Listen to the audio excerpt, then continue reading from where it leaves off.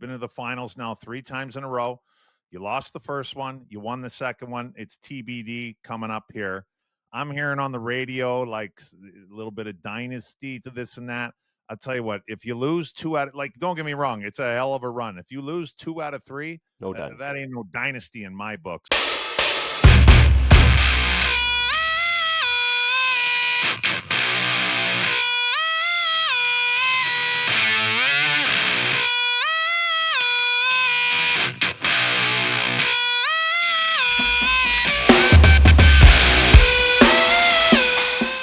Welcome back to the Clearing the Crease podcast, powered by BODOG. We are your line mates, Razor, Commie, Seaball, better known as the Calder Trophy winner, Andrew Raycroft, your Stanley Cup champion, Mike Commodore, and your voice of NHL 25 from EA Sports, Mr. James Sapolsky.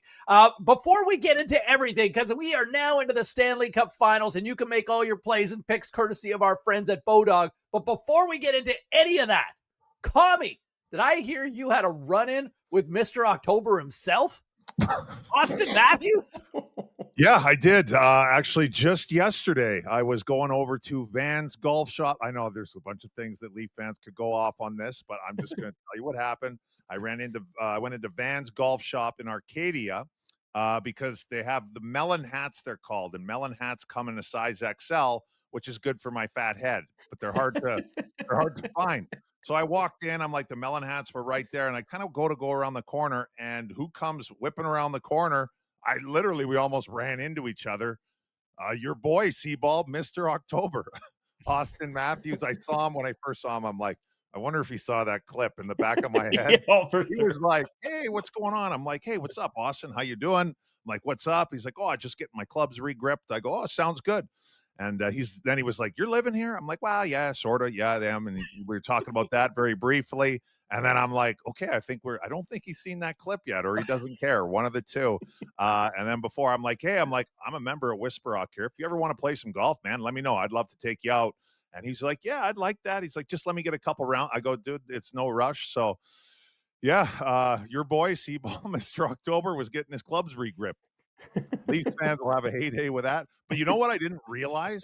He's a monster. I didn't realize, because I've never seen big. him. What's that? He's a monster. Big. I know what you're going to say. He's a monster.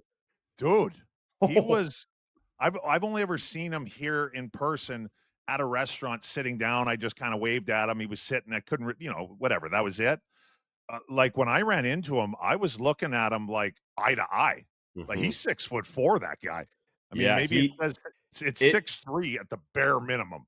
It's shocking. Like, I don't know what it is or why it doesn't translate like on TV or on the ice to in person. He is an animal. When I met him, and he's big, like he's stacked. I think he's 6'4". To me, I was looking him dead in the eyes, and I'm 6'4" in a little bit. Yeah. And like, obviously he's in excellent shape. Like there's no question about that, but he's gotta be, he's gotta be 215 at least. Oh yeah. 225, maybe 215 for sure. Correct. Anyways. Yeah, no, he's got a frame. Next year he's going to be just killing guys in the playoffs. when we're playing golf, I'm like, you're going to get take the body, Austin. Whisper Rock is going to change everything for him that afternoon. With tequila and Whisper Rock's going to change everything. I'll get him loaded out there. We'll have a whole new mindset for next year's playoffs.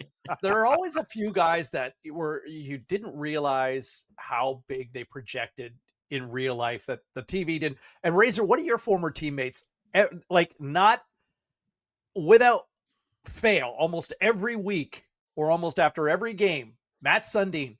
When you play with, like when Matt's walked in to address the media, I mean, there'd be 24 people standing around Matt's in Toronto. And like without fail, here was this 6'5". What was Matt? 6'5", 220 at least. Like big, he was on the huge. ice. Yeah, he was. Yeah, very, very similar to Austin in that you never appreciated how big he was until you actually saw him. And the big Viking came out from, and he was all of 225 too. Like that was a different era when you played at 240. Yeah, he had to be heavier. He probably pushed that and could move it and carry it. And Weedsy was he was a monster. Oh, Yeah, just huge. All right, so there's a nice brush with greatness, if you will, of Mr. October, and having a good time. And it was still playing nice in the sandbox. Can't wait we to keep find calling out. him Mr. October. I mean, I am going to work my way up if he messages me or whatever to invite him on the pod. If we keep calling him Mr. October, Probably not happening. Probably good fun. Or if he finds out in the middle of a round at Whisper Rock, it might turn into Yelling Rock, right? That's true. Or I'll tell you what, he comes on here, we won't call him that anymore. C-ball, give it a break. That'll be that'll be my pitch. Yes, the old stay in your lane. Exactly. All right. Hey, Stanley Cup final here. Why don't we just dive right in? The Oilers, the Panthers, it is a rematch of last year. I'm just going to just dive into this one here. I do not see the Oilers letting this one get away this time around. I just think the greats always find a way, guys. Give me the Oilers. I think McDavid, this is his time. The Oilers have figured out how to play defense. Yes, I love this Panthers roster in terms of the construction from front to back. They check the boxes everywhere, but I'm taking the Oilers this time around, guys. Well, first off, before I get into that, I got to fire something out about because I was hearing it when I was in Calgary regarding the Oilers.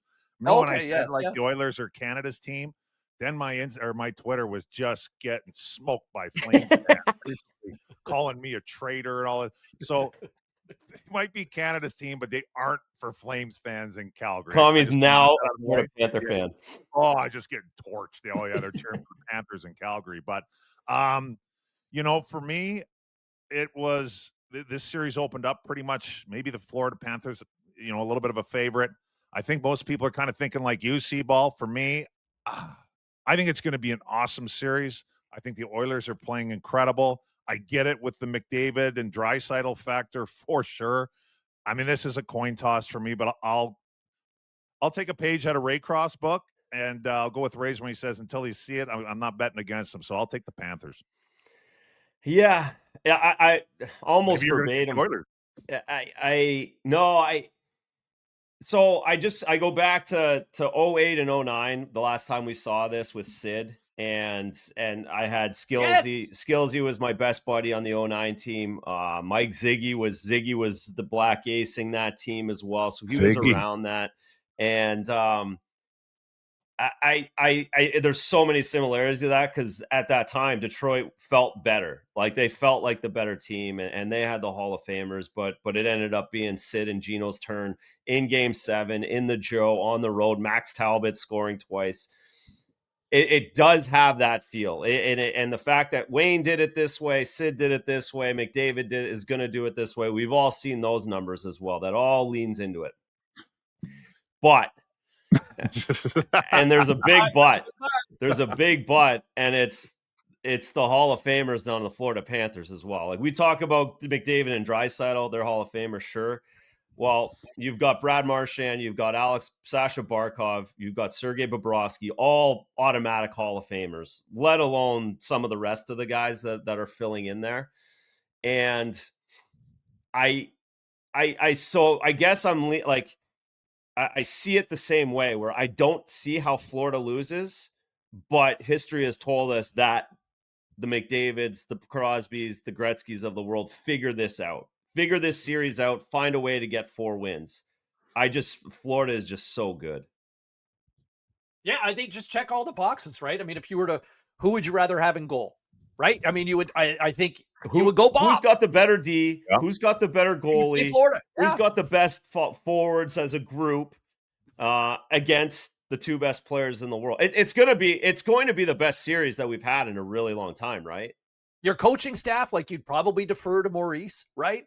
Like, the amount of experience that he's had. Like, Florida, like the tail of the tape would say, you'd probably go Florida. Check. But then you unleash these 2 nuclear weapons, and, like, think about that clip from last year, right? Do we have that clip we can share? It's happened so many times. But that's not good enough. Finals.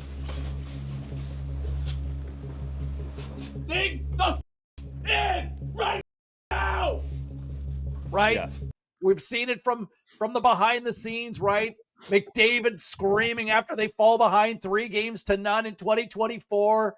and he's just digging. Well, Connor Right? will be The doing that voice after is, the like, first cracking. period if they're down. And after the first, that's how on tilt he's going to be here in the next few weeks. You know, one thing that I heard him say, I heard it on NHL radio, a comment that he made. I'm not going to try, but basically what he said, like I think somebody asked him, like, kind of what's the difference between last year and this year?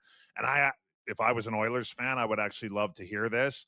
Is the fact that he said that, like, last year everything seemed like very, very emotional, and we have high emotions and highs and lows. He was saying that kind of thing, and this year we're ready for it. It doesn't seem like it's too big. It's just kind of, even keel for lack. I'm just summarizing what he said. Yeah.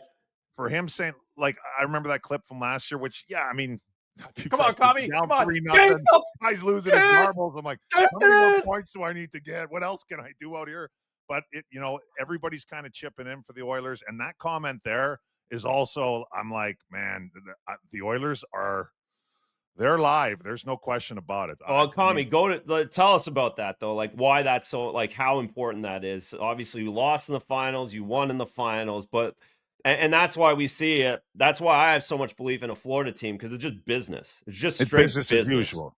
Yeah, like, I just think if you're riding waves of emotion and not like up and down, and I think it's just a lot to handle. I think you just, especially when you're on the ice, I think everything will move faster. You just kind of panic, for lack of a better term, and that's not good. If you're out there, at the end of the day, all these guys are in the NHL. This team is in the finals for a reason. It's because they're playing well, and you play well when you're just out there playing. You're not out there just riding highs and, in between games, game whatever 1 and 2. Let's say you lose it, and you're like, oh God, the world's over. Like, that's just hard to do. But if you're just there, it's like, I mean, it's no guarantee you're going to win, but it's like, hey, if this is just business as usual, we go out there and play. Yeah, it's the finals, but at the end of the day, we're still playing the same game.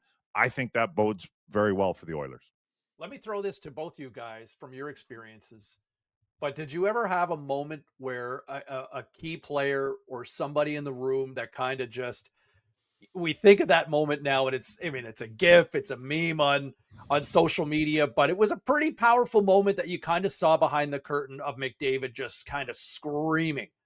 Like, did you guys ever have a moment from a teammate that just kind of said, like, in that moment, whether unraveling or just settle the hell down, guys? Like, is there a moment that stands out for you? Well, I mean, I won't have as good as like mine were all because we were 10 games out of a playoff spot in the middle of January. If the guys are ready to kill each other, those were most of mine. No Stanley Cup memes for me. I appreciate the honesty.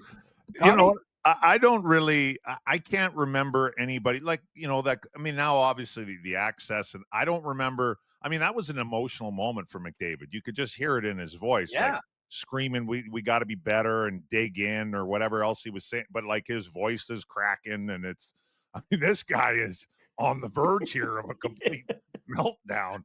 I don't really remember, like, in fairness, I guess, like, when I was in Calgary games 5, we were playing, we couldn't believe we were there, to be honest. Well, we could, but we couldn't, if that makes sense. Games 5, 6, and 7, I wasn't in the room. I was in the press box. So I don't know if anything happened then. I don't think so. And then, he just got punted out as a coach. But Rod, like I said, he talks a lot now, as a coach, which every time I watch him, I kind of laugh to myself, because I'm like, this is not the Rod Brind'Amour I remember. Like, he just didn't operate like that. And when we were in the finals against Carolina, like, I really don't remember. There was no panic. Like, guys would have maybe little individual conversations, but I don't remember anybody, like, getting up in front of the room and, like, torching it. Like, we went back when we got blown out, and, we were up 3-1 in the finals. We lost game 5 at home in overtime to a shorthanded goal. Pisani put it right under the bar. And then we go to Edmonton, and we got, when you want to talk about getting your doors blown off, like, the score doesn't look that bad. I think it was 4-0. Like, it wasn't like 10-0. But, like, 5 minutes into that game, I knew we weren't winning. I'm like, it was straight up prison rules. Like, we got blown out of Edmonton. And after the game, like, Saturday night, it was a Saturday night game. Saturday night beatdown on the Hurricanes.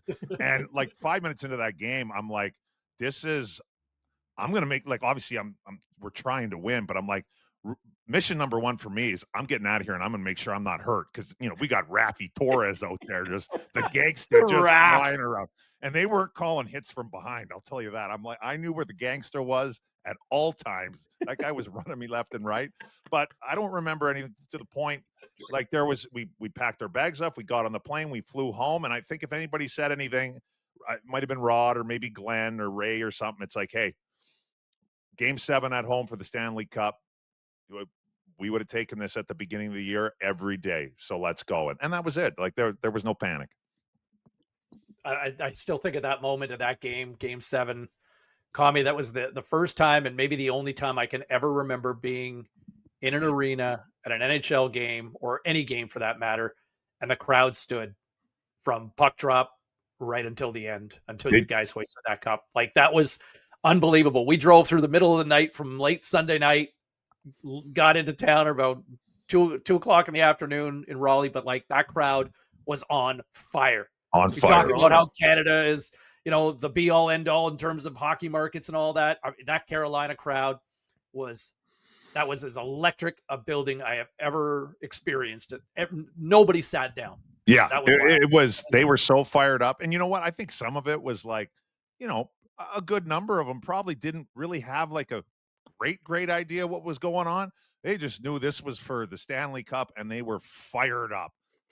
And yeah, there was always a thing. And don't get me wrong, Edmonton was awesome too. And Edmonton was loud. And, there was the thing kind of going on, well, Edmonton's louder than Raleigh. Look, I'm not going to speak to that or the decibel levels or whatever, but I'm with you, Seaball. Like I couldn't, and I'll speak for all of us. We were like, I remember talking, I think I sat in between Brett Hedican and Aaron Ward, and Aaron Ward opened up the scoring like a minute or two into the game. I think it was really early. And the place went off and it never calmed down. And I think I remember turning to Hetty, who was my D partner. I go, dude, have you ever seen anything like this before? He goes, no, I have not. And yeah, they were fired up. It was awesome. Yeah, the tailgating outside. It was, well, that had a lot. Yeah, that was fun. I got to enjoy that part. I was straight up fan for that one. That was a great time. Okay, so just around the horn here. Oilers, for your BODOG odds, Oilers minus 125. So the Oilers, the money line is favoring Edmonton right now. Panthers payoff plus 105, so a slight underdog. But around the horn, final answer here. Razor, Panthers? No, I'm going to say Florida, but I'll say Edmonton somewhere else. That's what I'm going to do all week. Okay. Good call. Veteran move. That's a veteran move. Commie? I think it's going to be an awesome series. I'm excited to watch it. I hate to go back. Darnell Nurse is playing great. And if Darnell texted me right now and said, Mike, I promise you, let's say this goes 7 games. Well, let's go per game. Mike, I promise you, my knee is not going to touch the ice more than one time a game. I would take the Oilers, but I haven't seen it enough out of him. But he is playing awesome. He's going to be heavily relied upon. I think it's going to be an awesome series, but give me the Panthers. There you go. Give me the Oilers to get it done. I think this series should just be a banger again. It went 7, despite the fact that the Panthers had a 3-0 lead last year, and it still went 7. I'd see probably rinse and repeat for a 7-game series, but I see the Oilers ending the 32-year Stanley Cup Canadian drought. Come on, Team Canada. Let's go. I'll eat it for you, Commie. I'll eat it for you after taking all that crap last week on social for everybody getting mad at me for asking about Rod the Bod's job. They got mad at you. Yeah, they didn't like that very much. I want to hit a couple of other issues quickly around the league, and I want to get to Don't Puck It Up. Paul Maurice threw out the idea after advancing to the Stanley Cup Final, after eliminating the Carolina Hurricanes, exchanged handshakes and greetings with Rod Brindamore, but on the side, just off of the bench. And Maurice kind of explaining afterwards that he doesn't like the idea of anybody beyond players going into the handshake line after a series. It's a beautiful moment. I think it's a beautiful thing in the sport of hockey, everybody lining up to shake hands. But Maurice saying, you know what, rather than all the team personnel beyond the players, the coaching staff, the training staff, the equipment guys, who are all intricate parts of the team, Maurice says, you know what? No. That's just for the players Do you love that idea? Do you hate that idea? Give me a sense of how you guys, who have both experienced that handshake line and for great distances too. Commie?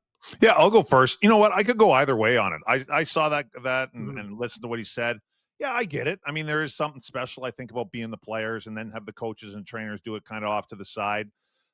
I'm fine with that, but I'm also like you just touched on, Seaball, like the coaches, the trainers, like they're also a major part of what's going on. So I guess quickly, I agree with what he says, but I'm fine with it either way. Yeah, Mhm. so Paul Maurice got way ahead of his skis on this one. And he's had a great run the last couple of years, and he's a media darling, and everyone goes in there and they want to hear him Until talk and they want to hear him go on. And I think he kind of filled himself up a little bit too much. He's been shaking hands for the last 3 years. For whatever reason, he comes up with this idea on his own against the Toronto Maple Leafs. And then he throws it to Rod the Bod after game 5. You could tell Rod was like, "What are you talking about, dude? I've never heard of this." And I know half of those guys on the other team, and I'm going to go shake their hands. And then the explanation, I don't think whatever. If that's how it always had been, and now we're just deciding, but to go on and on like, oh, the guys don't. It's 5 more hands to shake, and the guys know the coaches, the guys know Yeah. the trainers. Like I would want to see my trainer if he was winning the Stanley Cup and I had him for 5 years somewhere else and I lost. I would still want to shake his hand and give him a hug. So I think he bit off a little more than he could chew on this one. I don't think he expected the backlash he got. I'm pretty sure even you could even tell when Rod pushed back, he was like, "Ooh, I might have shouldn't have done that." That's what I saw in that handshake, and I saw Rod Yeah. be really annoyed by that.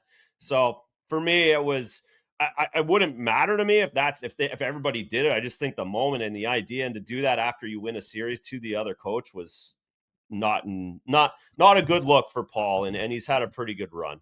the timing, I think you're right. The timing And it of came it out of nowhere. was a We big didn't one. hear Yeah, about this until that's after it. he wins the series, and it just comes up. Yeah. Well, I don't think we should be doing that. And then there's like I've got Good videos point. getting sent to me every day of like, oh, here I am shaking hands here. Like the last 9 series he's won, he's shaking Yeah. hands, hugging everybody. It's just odd. Yeah. Yeah. It's an odd, I think the timing to all of a sudden do it.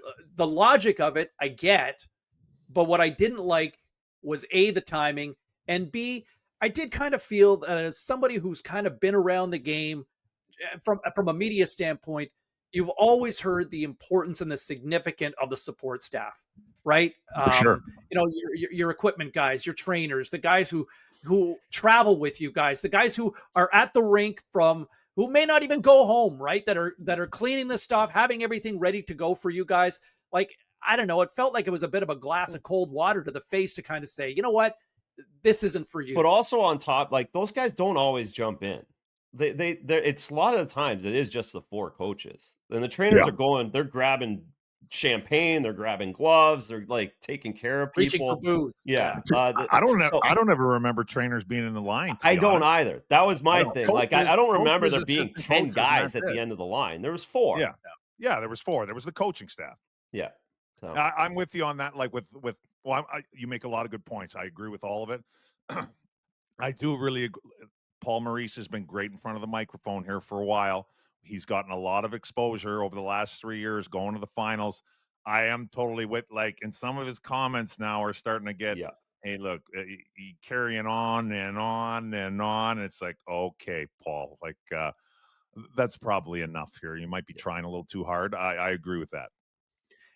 It's almost a little bit from a basketball analogy. It's a little bit like Phil Jackson, right? When you're always up at the podium and Phil was the Zen master. Yeah. And if you like Phil, and if you're a Lakers or a Bulls guy, yeah, oh man, love listening to this guy wax poetic. But you know, I think your point about exposure, we might be hitting a little bit of the overexposure for 3 straight years being in this position. And look, I'm a big Paul Maurice fan, but I think the timing of it really kind of created. And look, I mean, it's a bright spotlight now at this time to kind of come up.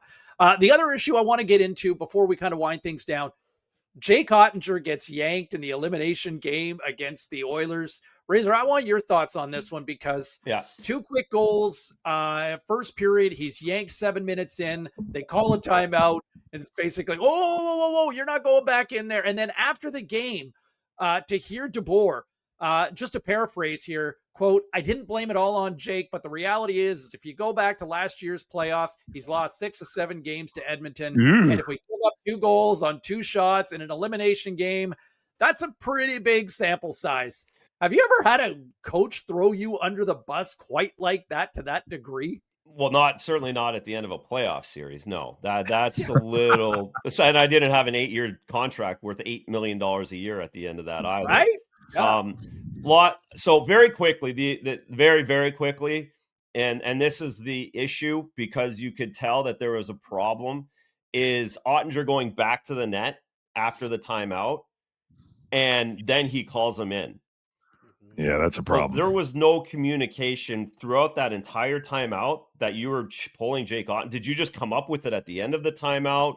Was it premeditated and then you just forgot to tell him?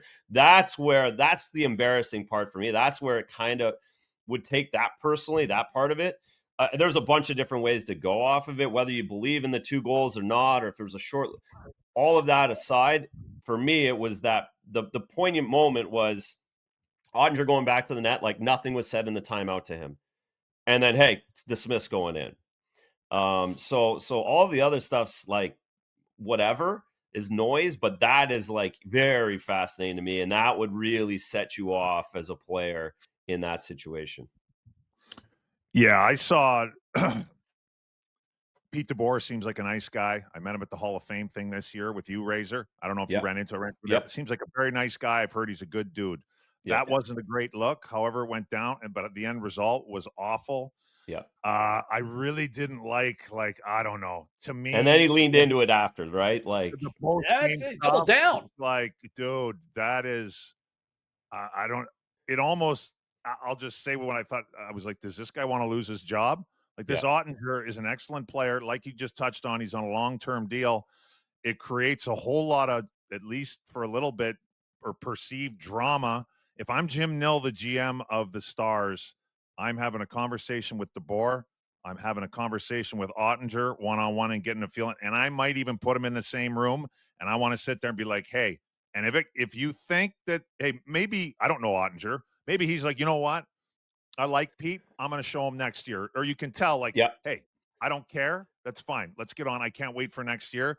But if I'm sitting in that room and I get any kind of feeling that Jake's a little uncomfortable, it's going to be pack your shit, Pete. Well, and you also, Commie, he has to talk to like Jamie Benn. He has to talk to some of the older guys about this too. Like this isn't just like this brings everybody in. The way this all went down, this is everybody, and that's what causes it more of a problem. Yep. You can do it to Oettinger, you can do it to anybody. Commie, your point to the fact that he doubles down the way he does with those comments post-game where now the emotion's out of it, right? I mean, yes, I'm sure you're still feeling it after a game, a few minutes after a game, but it's one thing to kind of react like that in the heat of the moment during a timeout in the middle of the game. It's another thing to kind of collect your thoughts and say, you know what? This guy's been pretty crappy for the last few years. And my first thought was, is this guy trying to lose his job? Or does he know that he's done here? Right? This hasn't worked for 3 years. I'm done. So if I'm going out, you know what? It's not all on me. Here's the grenade. Yeah. I think I'm totally fine with coaches calling players out during a series. Like if there was going to be another game, I'm fine with that. Hey, trying to light a fire under his, I get it. But the series is over. The season is over. Calling him out, it's not going to help you win the next game or get him going for the next game. It's over. That's it. So like now that's the time to, hey, we tried hard. There was a couple things could have blah, blah, blah. You don't start calling, in my opinion, you don't start calling anybody out because it's a bad look. So there might be a coach opening in old Dallas this summer, but we'll see. Honestly, that was my first thought. Like, how do you run that back with those two next year? I mean, we'll wait and see. Coming up in a moment, don't puck this up. We'll try not to puck it up. Next, right here on Clearing the Crease, powered by BODOG.